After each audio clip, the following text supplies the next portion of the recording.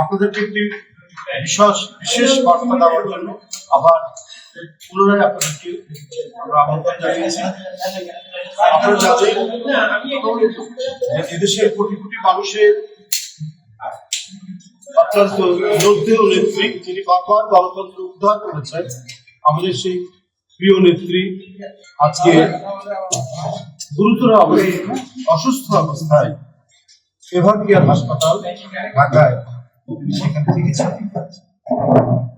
আমরা সবাই আল্লাহর কাছে দোয়া করছি আল্লাহ যেন তাকে সম্পূর্ণরূপে সুস্থতা দান করেন। তবে দলের এবং বিভিন্ন পর্যায়ের মানুষরা তার সাথে দেখা করতে যাচ্ছেন এভার কেয়ার হাসপাতালে। এই দেখা করতে গিয়ে সেখানে অন্যান্য রোগী এবং দেশনেত্রী বেগম খালেদা জিয়ার চিকিৎসায় বিঘ্ন হয়েছে এবং অন্যান্য রোগীদেরও তাদেরও সমস্যা হচ্ছে। আমি আপনাদের মাধ্যমে বাংলাদেশ জাতীয়তাবাদী দল বিএনপি সকল পর্যায়ের নেতাকর্মী এবং সাধারণ মানুষদের আমি এটাই আহ্বান করব, আপনারা আবেগ থেকে আপনারা যাচ্ছেন, আপনার শ্রদ্ধা জানানোর জন্য তার প্রতি এবং তার আশু রোগ মুক্তির জন্য আপনারা মনোপ্রাণে আল্লাহর কাছে তাই মানবার্থে আপনারা মোনাজাত করছেন এবং আপনাদের যে একটা বড় ধরনের আপনাদের হৃদয়ে যে আবেগ, এই আবেগ থেকেই হাসপাতালে দিয়ে যাচ্ছেন। কিন্তু এই যাওয়ার কারণে অসুবিধা হচ্ছে যারা রোগী চিকিৎসা দিন, স্বয়ং দেশনেত্রী বেগম খালেদা জিয়া এবং অন্যান্য রোগীদের।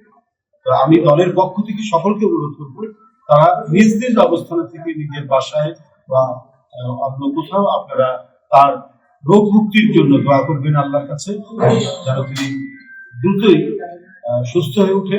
হাসপাতালে মানে ভিড় করলে বারবার সেখানে গিয়ে এক ধরনের জামায়াত হলে বা ভিড় করলে রোগী যারা আছেন, দেশনেত্রী বেগম খালেদা জিয়া রয়েছেন চিকিৎসা করতে, আরো যারা রোগীরা আছেন তারাও সমস্যার মধ্যে।